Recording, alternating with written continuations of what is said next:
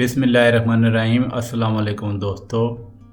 इस वीडियो से पहले मैंने एक शॉर्ट वीडियो बनाई थी जिसमें एंडोमेट्रियोसिस का आपको थोड़ा तारफ़ कराया था। तो बेसिकली जो शॉर्ट वीडियोस का मकसद यही होता है कि आपको मैं जो अपनी अपकमिंग वीडियो के बारे में बताऊं कि मैं किस टॉपिक पे वीडियो बना रहा हूं। तो आज मैं इसी हवाले से एंडोमेट्रियोसिस पे तफसील से बात करूंगा। ये बीमारी जो है ये काफ़ी कॉमन है और ये वीडियो भी थोड़ी लंबी हो सकती है क्योंकि मैं आपसे इंशाल्लाह इसकी पूरी डिटेल शेयर करूंगा। तो चलें ये वीडियो स्टार्ट करते हैं। तो जैसा कि मैं आपने मेरी अगर वो शॉर्ट वीडियो देखी होगी एंडोमेट्रियोसिस में, उसमें मैंने ये थोड़ा सा बताया था कि जो एंडोमेट्रियोसिस होती है बीमारी, वो एक पेनफुल डिसऑर्डर होता है जिसमें ये होता है कि जो एंडोमेट्रियल लाइनिंग होती है, मतलब एंडोमेट्रियल लाइनिंग वो होती है कि जो यूट्रस को लाइन करती है, जब मतलब जो इनसाइड में जो यूट्रस की जो सरफेस कह लें, ठीक है, वो जो लाइनिंग होती है उसी से मिलता जुलता जो टिश्यू होता है वो ग्रो कर जाता है यूट्रस के बाहर। मतलब जो यूट्रस के साथ जो अटैच होते हैं टिश्यू, जैसे फलोपियन ट्यूब्स हैं, ओवरीज हैं, ठीक है, और पेल्विस के टिश्यूज़ हैं, उसमें उसी तरह के जो एंडोमेट्रियल सेल्स ग्रो करना शुरू हो जाते हैं। तो उसकी वजह से ये सारी जो सिम्टम्स होती हैं जो मैं अभी आपको बताने लगा हूँ। तो कभी कभी ये जो एंडोमेट्रियल जो टिश्यू होता है ये जो है ना इवन इतना ज़्यादा मतलब पेल्विस के बाहर भी ग्रो करना शुरू कर देता है। तो नॉर्मली तो ये होता है कि जो एंडोमेट्रियल जो लाइनिंग होती है, जब मतलब एक खातून को जो पीरियड्स आते हैं तो वो जो है वो लाइनिंग शेड हो जाती है और वो मेंसेस की सूरत में मतलब ब्लड की शक्ल में वो जो बाहर निकल आती है, जिसको हम मतलब पीरियड्स कहते हैं या माहवारी कह लें, ठीक है, जो उर्दू में अक्सर लफ्ज़ यूज़ होता है। बहरहाल वो टिपिकल माहवारी तो नहीं होती क्योंकि कुछ लड़कियों के पीरियड जो है ना पूरे महीने नहीं होते हैं, कुछ मतलब थोड़ी ड्यूरेशन उनकी कम होती है, कुछ लड़कियों के ज़्यादा होते हैं। एनीवेज वो एक जो कि लफ्ज़ मशहूर है, इस वजह से मैंने यूज़ किया। तो ये मैं बात कर रहा था कि जो एंडोमेट्रियल जो टिश्यू है वो जो है ना यूट्रस के बाहर, मतलब जो है ना ओवरीज में या फलोपियन ट्यूब में या जो है ना मतलब पेल्विस के टिश्यूज़ में ग्रो करना शुरू कर देता है। तो वो बिहेव लेकिन वो जो है ना ऐसे ही करता है जैसे जो एंडोमेट्रियल लाइनिंग का टिश्यू होता है। मतलब ये है कि जब भी जो पीरियड्स का जो वो होते हैं तो उसमें मतलब ये है कि जो नॉर्मली जब ब्लड निकलता है तो वो तो जो टिपिकल जो एंडोमेट्रियल जो लाइनिंग मतलब उसमें होती है ना, लेकिन ये जो टिश्यू होता है मतलब जो यूट्रस के बाहर जो है टिश्यू मतलब ग्रो करना शुरू होता है, हो जाता है, वो जो है वो भी उसी तरह बिहेव करता है। मतलब ये है कि जब मेंस्ट्रुअल साइकिल जो पीरियड्स का जो साइकिल होता है एक लड़की को, तो उसके दौरान वो थिक हो जाता है, फिर ब्रेक डाउन भी होता है और जो है ना वो फिर ब्लीड करता है। मतलब नॉर्मल एक तो नॉर्मल जो आपके मतलब जो लड़कियों के मेंसेस आते हैं ना, वो तो एंडोमेट्रियल लाइनिंग जो है ना वो सारी वो थिक होती है, ब्लीड करती है, जो ताकि मतलब उसकी जो फ्यूचर मतलब इम्प्लांटेशन के लिए, मतलब लेट से कि अगर ओवुलेशन हुई है या फिर स्पर्म चला गया है, एक शादीशुदा औरत है, तो वो सारा वो प्रोसेस चल रहा होता है मेंस्ट्रुअल साइकिल का। लेकिन लेट से कि जो उसकी जो फर्टिलाइजेशन नहीं होगी मतलब एग की, ठीक है, मतलब एक लड़की गैर शादीशुदा है, ठीक है, तो उसका क्या होता है सिलसिला कि जो वो फिर मेंसेस की शक्ल में ना वो बाहर आ जाते हैं। मतलब जो एंडोमेट्रियल लाइनिंग थिक होती है सारा वो उसका प्रोसेस, मतलब जो मेंस्ट्रुअल साइकिल का तो आपको पता ही होगा, बार उसमें आपने तफसील में जाने की जरूरत नहीं है वरना वीडियो और लंबी हो जाएगी। तो इसमें क्या होता है कि जो एंडोमेट्रियोसिस जो बीमारी होती है उसमें यह ना कि मेंसेस जब लड़की को आते हैं तो उसमें जो टिश्यू मतलब जो ग्रो कर गया, जो एंडोमेट्रियल टाइप का जो टिश्यू है उसी तरह मिलता जुलता है, वो जो मतलब यूट्रस के बाहर ग्रो कर गया जैसे फलोपियन ट्यूब में, ओवरी में, वो भी बिल्कुल उसी तरह मतलब उसके जो मतलब बिहेव करता है। लेकिन होता क्या है कि चूँकि मेंसेस तो बेसिकली बाहर आ जाते हैं, ठीक है, लेकिन जो टिश्यू जो है ना यूट्रस के बाहर जो ग्रो किया होता है, मतलब जो है जो एंडोमेट्रियल टिश्यू जो है, तो वो ज़ाहिर है वो ट्रैप हो जाता है, वो बाहर तो आ नहीं सकता क्योंकि यूट्रस के बाहर होता है। यूट्रस तो आपको पता होगा उसके जो अटैचमेंट होती है सर्विक्स से, फिर वजाइनल वो जो रास्ते से वो नीचे ब्लड आ जाता है। लेकिन चूँकि एंडोमेट्रियल टिश्यू बाहर ग्रो करता है तो वो ज़ाहिर है वो उसकी तो कोई रास्ता नहीं मिलेगा बाहर निकलने के लिए।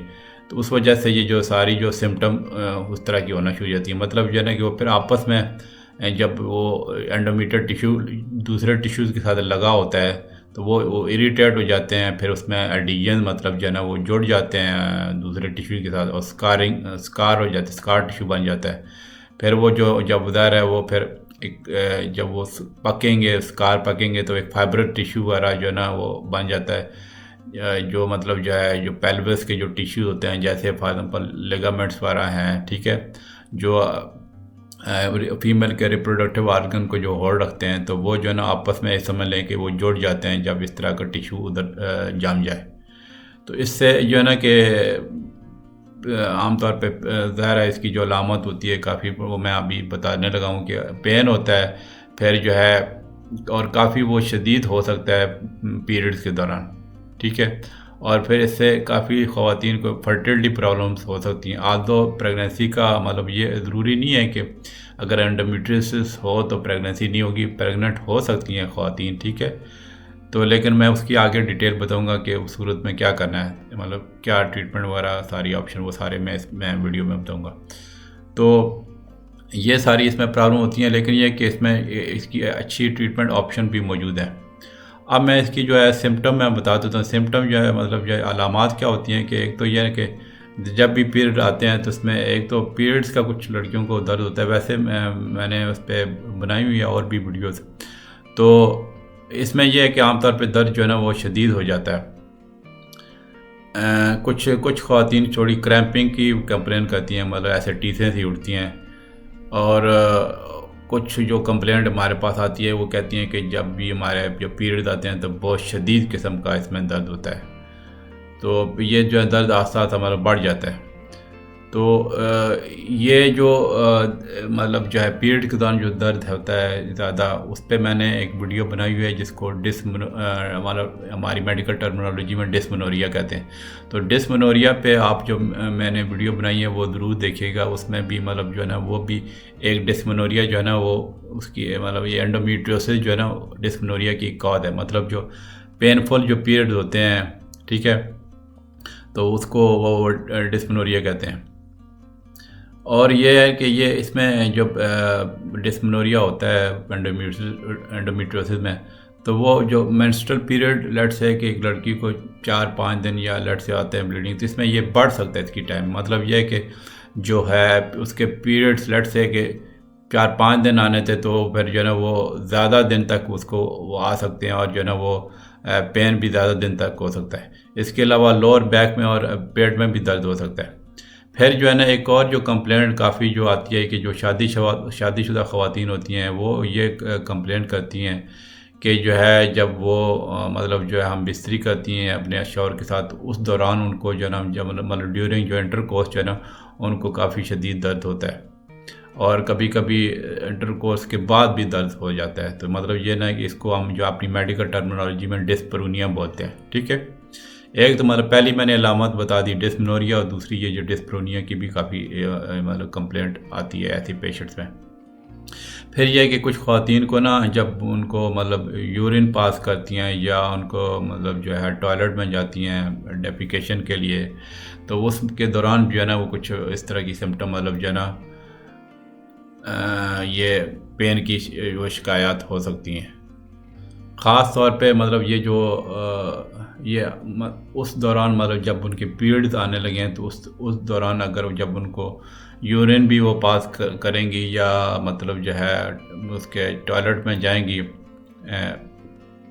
तो उन मूवमेंट्स के साथ भी मतलब उनको पेन होता है। मतलब एक तो जो पीरियड के साथ डिस्मेनोरिया एक कंप्लेंट है, और दूसरा ये कि जब पीरियड्स के दिनों में जब मतलब वो यूरिन पास करेंगी या वैसे बड़े पेशाब के लिए वो जाएंगी, तो उस सूरत में भी उनको पेन हो सकता है।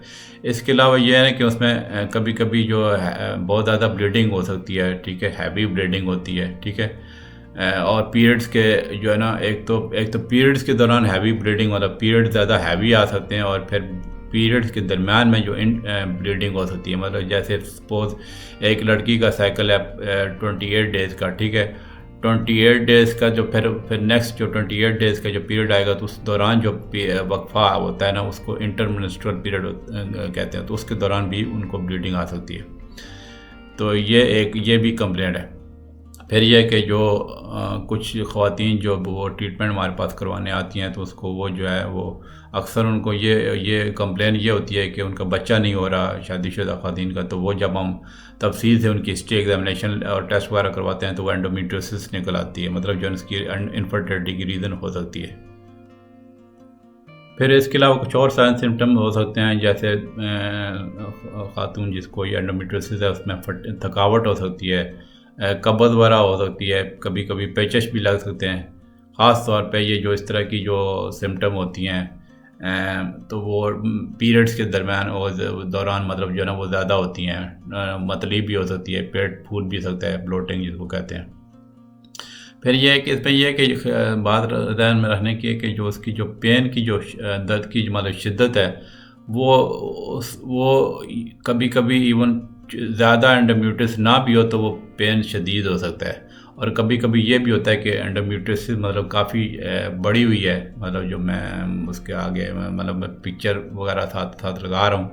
मतलब अगर मेरा कहने का मकसद ये है कि एंडोमेट्रियोसिस अगर कुछ ख़वातीन में ज़्यादा नहीं भी है, मतलब कम टिश्यूज़ में है, तो फिर भी पेन शदीद हो सकता है। और कुछ ख़वातीन को इवन जो है ना उनको एडवांस मतलब स्टेज में एंडोमेट्रियोसिस चली गई है, लेकिन फिर भी इतना पेन ज़्यादा नहीं होता। तो ये मतलब ये नहीं है कि इसमें ये बात ज़रूरी नहीं है कि अगर सीवियर पेन हो रहा है तो इसका मतलब है कि एंडोमेट्रियोसिस एडवांस स्टेज में चली गई है, ठीक है। और फिर यह कि चूँकि इसमें जो मैंने जैसे बोला ना कि इसमें इस तरह की जो कभी कभी डायरिया और कॉन्स्टिपेशन की भी इस तरह की कंप्लेन आ जाती है, तो कभी कभी ये मिस डायग्नोस मतलब जब डॉक्टर के पास पेशेंट जाती हैं तो मिस डायग्नोस भी हो सकती है। जैसे जो एक बीमारी होती है इन्फ्लेमेटरी डिजीज़ क्या नाम जैसे I mean inflammatory bowel syndrome एक होती है, जिसमें यह ना कि वो शिकायत होती है, कभी ख़ास तौर पे ख़वातीन को ज़्यादा होती है, कभी पेचिश लग जाते हैं उनको, कभी कॉन्स्टिपेशन हो जाती है, कभी पेट में दर्द, इस तरह की सिम्टम होती है। तो ये इसको हम बोलते हैं IBS मतलब इरिटेबल बाउल सिंड्रोम। तो वो कभी कभी ये मिस डायग्नोस मतलब उससे कंफ्यूज हो सकते हैं जो डॉक्टर डायग्नोस करने वाले के ये हो सकता है मतलब वो बीमारी हो, क्योंकि उसकी सिम्टम उससे मिलती जुलती हैं। इसके अलावा एक ख़वातीन की और बीमारी होती है पेल्विक इन्फ्लेमेटरी डिजीज़, उससे भी मिस डायग्नोस हो सकती है। उसमें भी जो है वो बेसिकली इन्फेक्शन की वजह से इस तरह की सिम्टम होती हैं। तो फिर यह कि अगर लेट्स से कि एक ख़ातून को इरिटेबल बाउल सिंड्रोम भी है और साथ एंडोमेट्रियोसिस भी है, तो फिर तो और ज़्यादा वो कॉम्प्लिकेशन और मतलब कॉम्प्लिकेटेड हो जाती है बीमारी। उसको मतलब दो ज़्यादा बीमारियां लगी हुई, तो ज़्यादा उसकी डायग्नोसिस में भी थोड़ा मुश्किलात आ सकती हैं, और फिर यह कि उसकी मैनेजमेंट में भी मुश्किलात पेश आ सकती हैं। अब आ जाते हैं कि इसकी कॉजेज़ क्या होती हैं, मतलब ये एंडोमेट्रियोसिस होती क्यों है।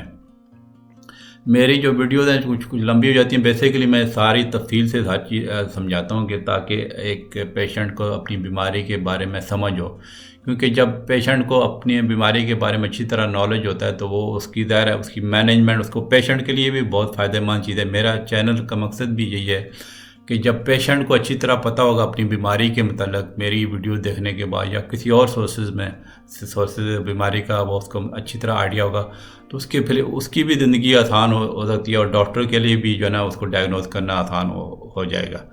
तो क्योंकि ये ना कि अगर पेशेंट सही तफसील से बताएगा, लेट्स से कि एक बंदा मेरी वीडियो देख के उसको सारी तफसील पता है बीमारी की, तो वो जब भी डॉक्टर के पास जाएगी या जाएगा पेशेंट अगर, तो उसको बीमारी का जब अच्छी तरह आइडिया होगा तो फिर डॉक्टर को भी उसको बीमारी को मैनेज करना आसान हो जाएगा।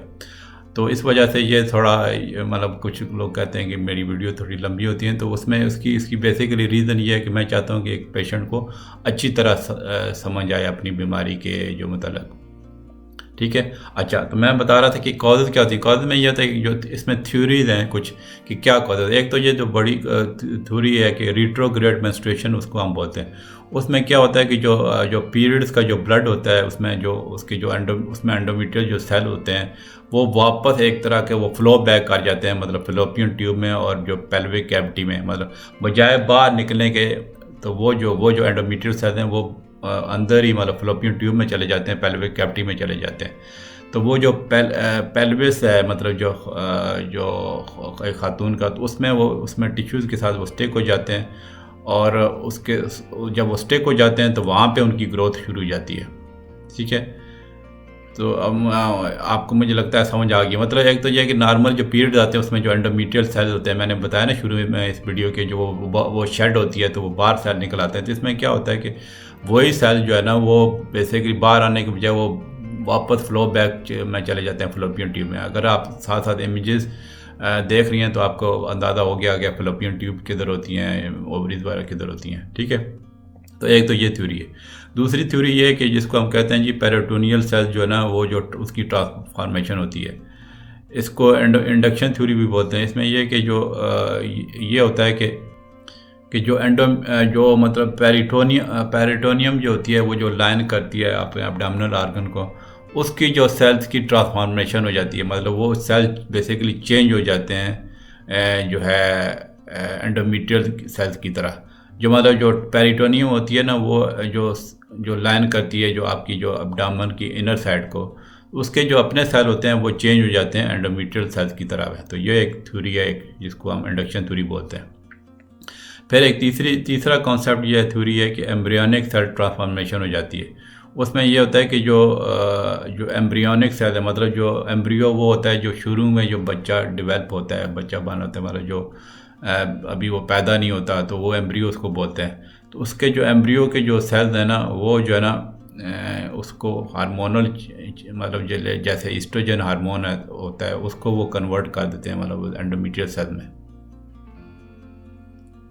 मतलब ये है कि जो चूँकि हार्मोन जब ज़ाहिर है वो बच्चा डेवलप होता है यूट्रस में, तो उसके साथ साथ वो सारा वो प्रोसेस चल रहा होता है। जो एम्ब्रियो की जो सेल्स जो बन रहे होते हैं, हार्मोन भी वो बन रहे होते हैं। तो वो जो है ना जो ईस्ट्रोजन हार्मोन होता है जो फीमेल का जो सबसे वो जो इम्पोर्टेंट हार्मोन होता है, तो वो उनको जो सेल्स होते हैं ना उसको जो सेल्स को वो जो एम्ब्रियोनिक सेल को एंडोमेट्रियल सेल्स को जो है ना प्यूबर्टी के दौरान जो है ना वो उस तरह के जो इम्प्लांट्स बना देता है। मतलब जो है ना कि एम्ब्रियोनिक सेल्स जो बच्चे की जो डेवलपमेंट के जो सेल्स होते हैं, जो शुरू में जो यूट्रस इंट्रा यूट्राइन उसकी ग्रोथ हो रही थी, उसको जो हार्मोन जो एस्ट्रोजन है जब लड़की जवान होती है उन सेल्स को वो ट्रांसफॉर्म कर देता है जो है उसको एंडोमेट्रियल सेल्स की तरह। ठीक है, और उसके फिर वो इम्प्लांट्स वो फिर टिश्यूज़ में वो मतलब डेवलप होना शुरू हो जाते हैं। फिर ये है कि इसमें एक और यानी कि जब एक ये भी बात ध्यान में रखने की है कि ज़रूरी नहीं है कि यूट्रस को लट से वो निकाल दिया जाए तो उसमें फिर एंडोमेट्रियोसिस नहीं होती। उसमें एंडोमेट्रियोसिस फिर भी हो जाती है। उसकी बेस पे ये थ्योरी ये है कि जो है ना जब सर्जरी होती है लट से कि जब यूट्रस को निकाला जाता है या एस्टेक्टमी जिसको कहते हैं या सी सेक्शन, तो उसमें यह कि जो एंडोमेट्रियल सेल्स होते हैं ना वो जो है सर्जिकल जो इंसिजन होता है ना उसके जो जख्म होता है जो सर्जरी का, जिससे वो सर्जरी करते हैं तो वो वहाँ पे अटैच हो जाते हैं। तो ये एक सर्जिकल स्कार इम्प्लांटेशन हो, मतलब इसकी वजह से भी ये एंडोमेट्रियोसिस हो सकती है। फिर एक और थ्योरी ये है कि एंडोमेट्रियल सेल ट्रांसपोर्ट हो जाती है, जिसमें ये होता है कि जो ब्लड वेसल्स हैं या टिश्यू जो फ्लूइड है जो लिम्फेटिक सिस्टम है वो जो है एंडोमेट्रियल सेल्स को जो ना वो ट्रांसपोर्ट कर देता है दूसरे बॉडी पार्ट्स में। यानी कि जो एंडोमेट्रियल सेल बेसिकली होते हैं उसमें एंडोमेट्रियल सेल यूट्रस की जो लाइनिंग को वो वहाँ पे होते हैं। तो उस तरह के जो एंडोमेट्रियल सेल और होते हैं तो वो जो है वो समझ लें कि जो आपकी जो ब्लड वेसल जो पूरी बॉडी एक दूसरे से कनेक्टेड होती हैं, लिम्फेटिक सिस्टम जो ड्रेनेज करता है, तो वहाँ वो जो है ना वो ड्रेन करके जो उस तरह के जो सेल्स को ना वो दूसरे पार्ट्स में पहुँचा देती हैं। जो मतलब जो है इसको जो ना इसको एंडोमेट्रियल सेल ट्रांसपोर्ट कहते हैं। फिर यह है कि एक और भी थ्योरी है कि इम्यून सिस्टम डिसऑर्डर होता है। मतलब यह है कि जो इम्यून सिस्टम का जो अबनॉर्मलिटी और प्रॉब्लम हो तो वो जो है एंडोमेट्रियल की तरह के जो टिश्यू जो सेल होते हैं जो यूट्रस के जो बेसिकली तो एंडोमेट्रियल लाइनिंग तो यूट्रस की जो इनसाइड लाइनिंग को कहते हैं, लेकिन वो अगर इम्यून सिस्टम मतलब उन जो सेल्स होते हैं जो यूट्रस के जो इम्यून सिस्टम जो है ना वो उनको रिकॉग्नाइज नहीं करता जो यूट्रस के बाहर जो है मतलब एंडोमेट्रियल सेल्स जो है ना ग्रो करते हैं, तो इस वजह से वो ये एंडोमेट्रियोसिस की प्रॉब्लम होती है। यानी नॉर्मली तो क्या होता है जो एंडोमेट्रियम होता है वो यूट्रस की जो लाइनिंग है, इनसाइड लाइनिंग है जो शेड होती है मैसेज की तरह, लेकिन उसमें क्या होता है कि बेसिकली जो आपका अगर इम्यून सिस्टम ठीक काम कर रहा हो तो अगर वो जो इस तरह के जो एंडोमेट्रियल सेल्स हैं जो यूट्रस के बाहर ग्रो करेंगे तो उसको वो ठीक कर देगा आपका इम्यून सिस्टम। लेकिन अगर इम्यून सिस्टम आपका ख़राब है तो वो जो है वो उसको रिकग्नाइज़ नहीं करेगा और उनको जो है ना एंडोमेट्रियल सेल जो यूट्रस के बाहर ग्रो कर रहे हैं उनको वो डिस्ट्रॉय नहीं करेगा। तो ये इम्यून सिस्टम के डिसऑर्डर की वजह से एंडोमेट्रियोसिस हो सकती है। तो ये जो मैंने अभी कॉजेज़ बता दी, मतलब थ्योरीज बता दी कि किस वजह से ये होती है। अब मैं आपको जो रिस्क फैक्टर बता देता हूँ। तो उसमें जो रिस्क फैक्टर ये है कि जो कई उसमें हैं। एक तो ये है कि एक जो लड़की जिसने शादी नहीं हुई या मतलब जिसने कभी बच्चे को जन्म नहीं दिया उसको एक रिस्क ज़्यादा है। या फिर जिन ख़वातीन के पीरियड जल्दी मतलब स्टार्ट हो जाते हैं, मतलब बहुत ही यंग एज में, उनको भी ये इसका ज़्यादा रिस्क है। या फिर जो है जिनका जो मीनोपाज वो पीरियड होता है जब ख़वातीन का जब रिप्रोडक्टिव वो सिस्टम साइकिल ख़त्म होना शुरू हो जाते हैं। तो अगर किसी खातून को रिप्रोडक्टिव जो मीनोपाज लेट स्टेज मतलब लेट एज में आया तो उसको भी ज़्यादा रिस्क है। फिर यह कि जिन ख़वातीन को जो मेंस्ट्रुअल जो पीरियड है वो कम मतलब जो ड्यूरेशन के आते हैं वो 27 दिन से कम है तो उनको भी थोड़ा ज़्यादा रिस्क है एंडोमेट्रियोसिस का। तो या फिर जो जिन ख़वातीन के जो पीरियड्स हैवी आते हैं और 7 दिन से ज़्यादा रहते हैं तो उनको भी एंडोमेट्रियोसिस का ज़्यादा रिस्क है। फिर यह है कि अगर जो बॉडी में जिनका हाई एस्ट्रोजन का जो हाई लेवल रहता है, मतलब जो है उनको एस्ट्रोजन से ज़्यादा एक्सपोज होती हैं तो उनको भी ज़्यादा रिस्क होता है। फिर यह है कि जिन ख़वातीन की जो बॉडी मास इंडेक्स जो है ना बिल्कुल दुबली होती हैं उनको भी रिस्क ज़्यादा है। या फिर यह एक फैमिली हिस्ट्री भी हो सकती है कि जैसे एक खातून को एंडोमेट्रियोसिस की हो सकता है, अम्मी को हो या आंटी या सिस्टर को, तो उसको भी ज़्यादा रिस्क है। फिर यह कि कोई भी मेडिकल कंडीशन जिसमें यह ना कि जो नॉर्मल जो पैसेज होता है मेंस्ट्रुअल फ्लोर का जो बाहर निकलते हैं मेंसेस, अगर उस कोई भी मेडिकल कंडीशन उसको रोकती है तो उससे भी रिस्क हो सकता है। या फिर रिप्रोडक्टिव ट्रैक्ट मतलब जो एक फीमेल के रिप्रोडक्टिव आर्गन की जो एबनॉर्मलिटी कोई हो तो उससे भी ये हो सकता है। ये आम तौर पे जो मिनार्की मतलब जो फर्स्ट जो पीरियड लड़की को आते हैं यंग एज में उसके कुछ सालों बाद ये स्टार्ट हो जाती है एंडोमेट्रियोसिस। और कभी कभी जब ये इसकी जो सिम्टम्स हैं जो बीमारी के अलामत हैं जब प्रेगनेंसी ख़वातीन को होती है तो उससे वो कम हो सकती हैं। और जब उनका मीनोपाज होता है, जब उनका रिप्रोडक्टिव सिस्टम खुद काम करना छोड़ देता है तो वो जो है उससे ये डिसअपीयर भी हो सकती है। लेकिन अगर लड़ से कोई खातून ईस्ट्रोजन ले रही है तो फिर यह है कि ये जारी रह सकती है। अब मैंने ये रिस्क फैक्टर बता दिया। अब आ जाते हैं कि इसकी कॉम्प्लिकेशन मतलब क्या क्या पेचीदगियाँ हो सकती हैं। एक तो जो बड़ी कंप्लेंट ये आती है कि इनफर्टिलिटी, मतलब जो है ना ख़वातीन को जो है जिन ख़वातीन को ये एंडोमेट्रियोसिस की बीमारी लग जाती है उनको मतलब जो है वो उनका हमल होने में बहुत प्रॉब्लम आ जाती हैं। आम तौर पे कभी मतलब हर तीसरी खातून मतलब जो है जो ख़वातीन जिनको एंडोमेट्रियोसिस है या मतलब जो है ये समझ लें कि 1/3 या इवन हाफ जो है ख़वातीन जो इनको एंडोमेट्रियोसिस की प्रॉब्लम है, ठीक है, मतलब ये समझ लें कि 50% या 30% कह लें या 50% 30 to 50% ख़वातीन को जो है ना जिनको मतलब एंडोमेट्रियोसिस हुई है उनको जो है ना वो उनका हमल होने में मुश्किलात पेश आ सकती हैं। मतलब जैसा मैंने शुरू में बोला इसमें प्रेगनेंसी हो सकती है इस कंडीशन के दौरान भी, लेकिन ये है कि मतलब जो है ना कुछ ख़वातीन को मतलब 30-50% ख़वातीन को जो है ना वो नहीं हो सकता क्योंकि इसमें कॉम्प्लिकेशन की जो एंडोमेट्रियोसिस की वजह से। प्रेगनेंसी में क्या होता है कि जो मतलब जो एग ओवरी से रिलीज़ होता है और वो जो ट्रैवल करता है फ़ैलोपियन ट्यूब के थ्रू और फिर जो है ना अगर स्पर्म जब दाखिल हो गया तो वो फर्टिलाइजेशन उसकी हो जाती है तो वो यूट्राइन वाल के साथ अटैच करके वो अटैच हो जाता है और डेवलपमेंट हो जाती है। फिर वो सारा वो जो प्रोसेस होता है एम्ब्रियो बनता है उसके मतलब बच्चे का जो सारी डेवलपमेंट होती है। लेकिन यह होता है कि एंडोमेट्रियोसिस में क्या होता है कि जो उसकी जो चूँकि फ़ैलोपियन ट्यूब को ऑब्स्ट्रक्ट कर सकती है तो उस वजह से फिर ज़ाहिर है एग और स्पर्म मिलेंगे नहीं तो ये ज़ाहिर है इसका फिर खातून का हमल नहीं होगा। मतलब जिन ख़वातीन को ये प्रॉब्लम होती है इनफर्टिलिटी की। फिर ये कि उसमें ये कि जो इनडायरेक्टली भी इफ़ेक्ट कर सकती है, मतलब स्पर्म और एग को जो है डैमेज कर सकती है एंडोमेट्रियोसिस जो है ना, तो उस वजह से भी हमल नहीं दायरा ठहरेगा। तो फिर ये कि जो कभी कभी जो इवन माइल्ड या केसेस में भी ना वो मतलब माइल्ड या मॉडरेट केसेस जो एंडोमेट्रियोसिस के होते हैं उनको उनको में ये होता है कि उनकी प्रेगनेंसी हो सकती है और पूरी टर्म तक हो सकती है। और फिर ये कि आमतौर पे जब इस तरह की जो पेशेंट है जो एंडोमेट्रियोसिस की प्रॉब्लम भी है और वो प्रेग्नेंट भी हो चुकी हैं, तो उसमें वो ये डॉक्टर हम मतलब ये एडवाइस करते हैं कि वो उसको कंटिन्यू रखें, क्योंकि कंडीशन जो है जो एंडोमेट्रियोसिस की मतलब जो है ना उनको वो बाद में ज़्यादा प्रॉब्लम कर सकती है।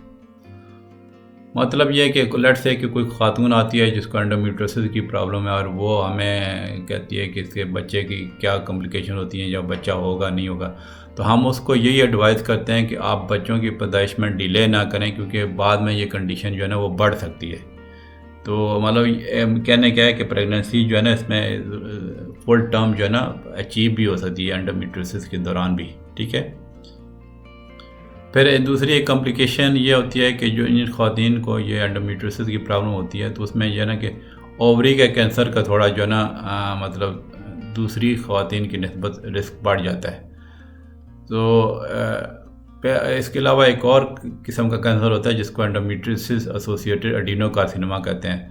वो जो है ना उनकी मतलब लेटर लाइफ में डेवलप हो सकता है जिनको एंडोमेट्रियोसिस की शिकायत है। मतलब ये ना कि दो किस्म के जो कैंसर का भी रिस्क है। एक तो ज़ाहिर है जो मतलब कॉम्प्लिकेशन, एक तो सबसे बड़ी जो इनफर्टिलिटी की कॉम्प्लिकेशन आती है, दूसरा ये कि कैंसर का थोड़ा रिस्क जो है ना थोड़ा मतलब ज़्यादा नहीं ज़्यादा बढ़ सकता है एंडोमेट्रियोसिस के पेशेंट में, मतलब ओवेरियन कैंसर का और जो एंडोमेट्रियोसिस एसोसिएटेड एडिनोकार्सिनोमा का रिस्क जो है ना वो बढ़ सकता है।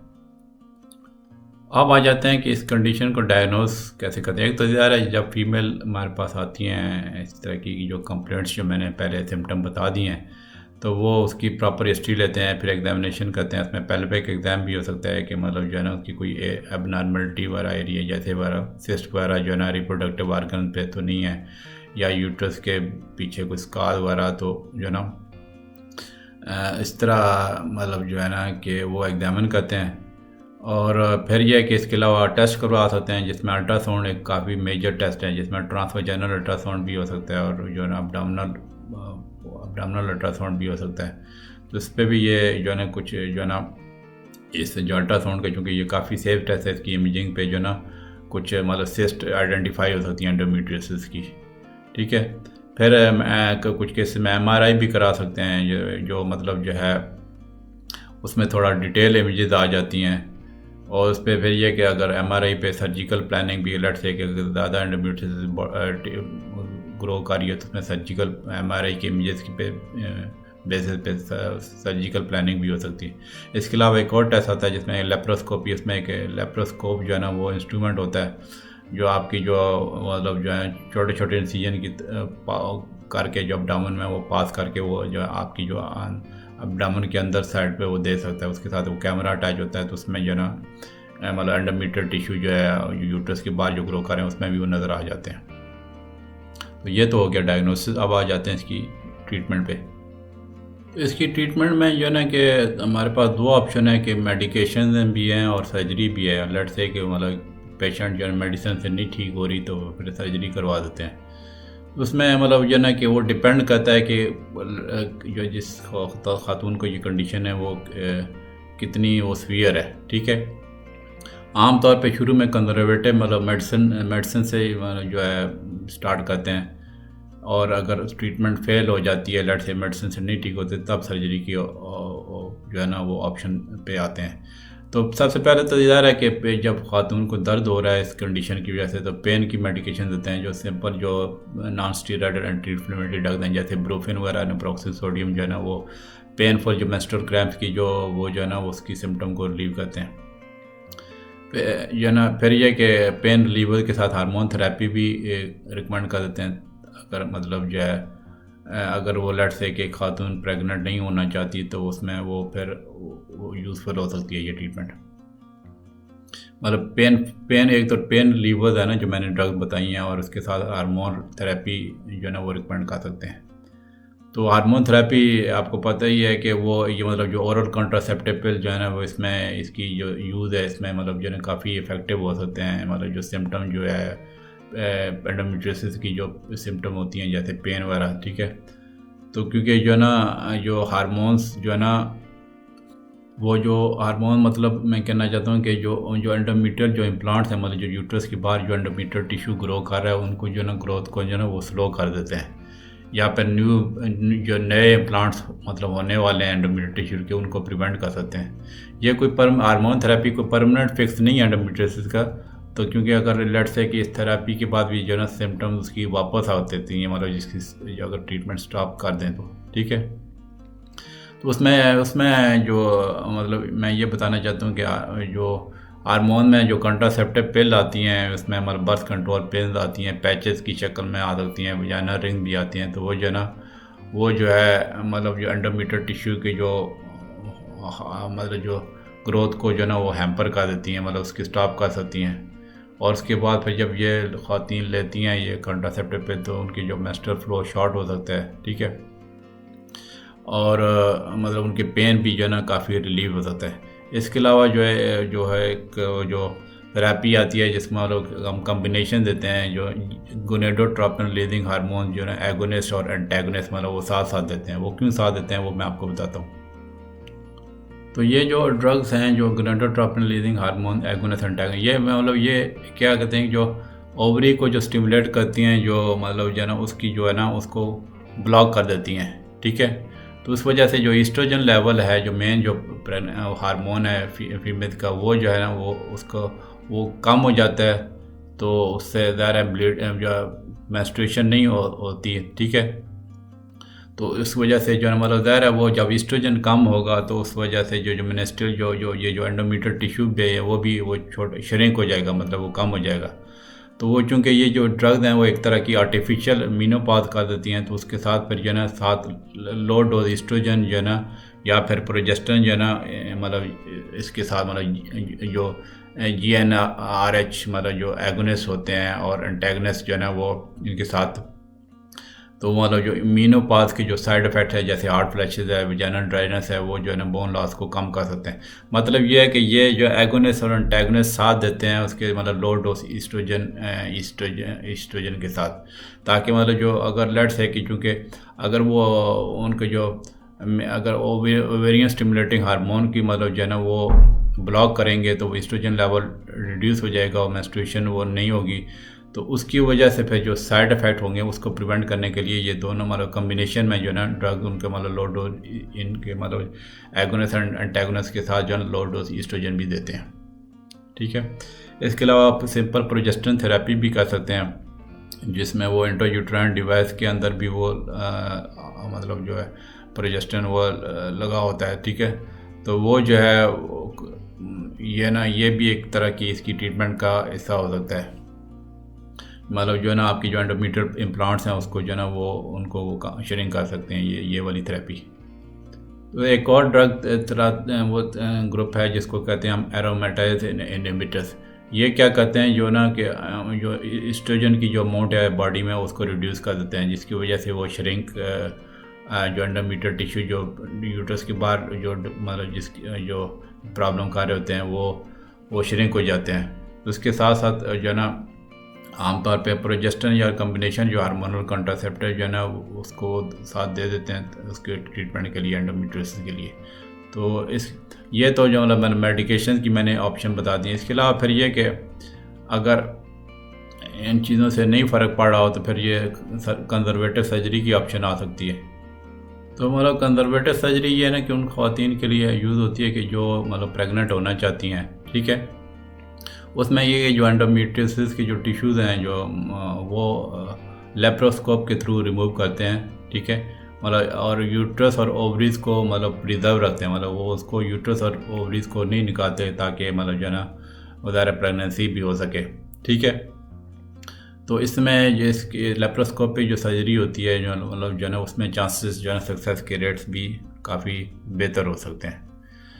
तो ये एक तो मतलब ये प्रोसीजर मतलब एक तो लेप्रोस्कोपी जो है ना वो लेप्रोस्कोपी के थ्रू ये कंजर्वेटिव सर्जरी हो सकती है या फिर एब्डोमिनल सर्जरी भी हो सकती है अगर बहुत ज़्यादा एक्सटेंसिव जो है ना एरियाज इन्वॉल्व हों।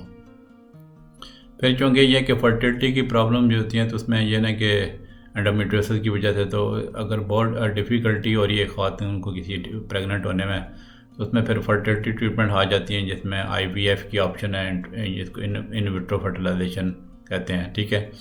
और या फिर ओवरीज को स्टिमुलेट करते हैं, ओवरियन को स्टिमुलेट करने के लिए जो है ना ड्रग्स वगैरह दी जाती हैं ताकि वो प्रेगनेंसी हो जाए। फिर इसकी एक और ट्रीटमेंट ऑप्शन थी, मतलब जो है ना अब तो इतनी नहीं यूज़ होती कि जो है ना वो यूट्रस को ही निकाल दें, मतलब स्टेक्टमी और ओवरीज को साथ, मतलब उसको वो फ्रैक्टमी कहते हैं।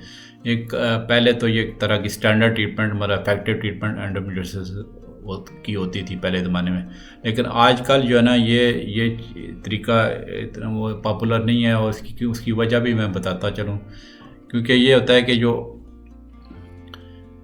अगर लेट्स से कि किसी खातून की ओवरी निकाल दें, तो वो ज़ाहिर है फिर वो उसके हार्मोन नहीं बनेंगे, तो वो एक तरह की आर्टिफिशियल मीनोपॉज हो जाएगी। तो उसकी आर्टिफिशियल मीनोपॉज की भी सिम्टम्स हो सकती हैं। और फिर यह कि जब एक खातून की आर्टिफिशियल मीनोपॉज हो जाएगी, तो फिर जो उसकी हार्ट प्रॉब्लम जो है ना और कुछ मेटाबॉलिक कंडीशन का रिस्क बढ़ जाता है। तो ये जो पहले पुरानी जो अप्रोच थी कि स्टेक्टमी और जो है ना ओवरीज को मतलब वो फ्रैक्टमी कर दें, तो वो जो है अब आजकल इतनी एक पसंदीदा के ऑपरेशन नहीं है।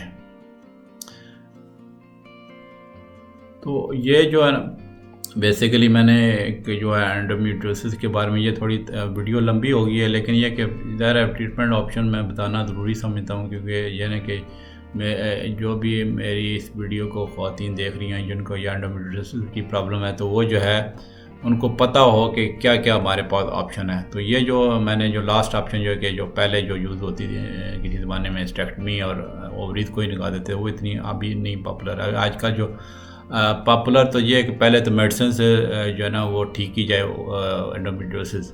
मेडिसिन से नहीं आराम आता तो जो ज़्यादा पॉपुलर जो सर्जरी है कंजर्वेटिव अप्रोच है, मतलब लेप्रोस्कोपिक सर्जरी जो है ना वो ज़्यादा पॉपुलर है, जिसमें एंडोमेट्रियल जो टिश्यूज़ जो एक्स्ट्रा जो यूट्रस के बाहर जो बन जाते हैं, तो उनको जो है ना मतलब निकाला जा सके और यूट्रस और जो है ना ओवरीज को प्रिजर्व रखा जाए। तो ये जो बेस्ट ऑप्शन है और लेटेस्ट ऑप्शन है, ठीक है। इसकी कोई मतलब लाइफ स्टाइल और होम रेमेडीज़ को ख़ास नहीं है, लेकिन ये है कि जब अलर्ट से किसी को खातून को ज़्यादा दर्द की शिकायत हो, तो वो जो है ना वार्म बाथ ले सकती हैं, जो है ना हीटिंग पैड रख सकती हैं ताकि उनके पेल्विक मसल रिलैक्स हो जाएं, और ताकि इस वजह से मतलब जो एंडोमेट्रियोसिस की वजह से क्रैम्पिंग या पेन की शिकायत है वो कम हो सके। फिर ओवर द काउंटर जो पेन किलर मिल जाती हैं, प्रोफेन वगैरह, जैसे मैंने पहले बताया नेप्रोक्सिन वगैरह, वो जो है ना मेंस्ट्रुअल जो पेनफुल क्रैम्प्स जो है ना वो उनको रिड्यूस कर सकती हैं। तो ये थी जी मेरी आज की वीडियो एंडोमेट्रियोसिस के बारे में। तो मुझे उम्मीद है कि आपको ये वीडियो पसंद आई होगी, ठीक है। और अगर अभी तक आपने मेरा चैनल सब्सक्राइब नहीं किया तो आप ज़रूर कर लें और बेल के जो आइकन को क्लिक करके ऑल की ऑप्शन सेलेक्ट करें, ताकि जो भी मेरे आने वाली वीडियोज़ हैं वो आप तक बर वक्त पहुँच सके। और अगर आपको मेरा काम पसंद आता है या आपको लगता है कि मेरी वीडियो से आपको कुछ ना कुछ बेनिफिट हो रहा है या हेल्प हो रही है या आपको बीमारी समझने में आसानी होगी है, तो वीडियोस को ज़रूर लाइक कर दिया करें। इससे मुझे इनकरेजमेंट मिलेगी। और फिर वीडियोस को जो ना शेयर ज़रूर किया करें सोशल मीडिया के थ्रू, ताकि दूसरी ख़वातीन का, दूसरे अवाम का भी भला हो सके। क्योंकि मेरा जो चैनल उबैद बीबी है बेसिकली खिदमत खल्क का चैनल है, और मैं चाहता हूँ कि जो है इन वीडियोस का फ़ायदा मैक्सिमम जो है ना मतलब तमाम लोग, जितने ज़्यादा लोग मेरी वीडियोस को देख रहे हैं या सुन रहे हैं, वो जो है उनको सबको ज़्यादा से ज़्यादा फ़ायदा पहुँचे। चलें ठीक है जी, मिलते हैं इंशाल्लाह अगली वीडियो में। ओके जी, अल्लाह हाफ़िज़।